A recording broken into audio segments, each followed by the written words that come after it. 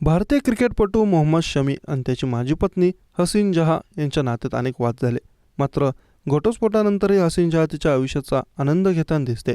यंदा होळीच्या दिवशीही तिने सोशल मीडियावर फोटो आणि व्हिडिओ शेअर केले, ज्यामुळे ती चांगलीच चर्चेत आली आहे. शमीपासून वेगळे झाल्यानंतर हसीन जहाँने मॉडेलिंग आणि अभिनय क्षेत्रात पुनरागमन केलं आहे. ती सोशल मीडियावर खूप सक्रिय आहे आणि सतत तिच्या मुलीसोबतचे फोटो आणि व्हिडिओ शेअर करत असते.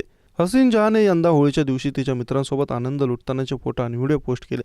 फोटोमध्ये ती रंगाने माखलेली दिसते आणि तिची मुलगी तिच्यासोबत डान्स करताना दिसते. हसीनच्या या पोस्टनंतर सोशल मीडियावर ती विवादात अडकली. काही लोकांनी तिच्या स्वतंत्र जीवनशैलीचे कौतुक केले, तर काहींनी ट्रोलिंग केले. सगळ्या मर्यादा ओलांडल्यास असंही म्हटलं आहे. तिने मात्र कोणत्याही नकारात्मक कमेंट्सकडे दुर्लक्ष केलं आहे.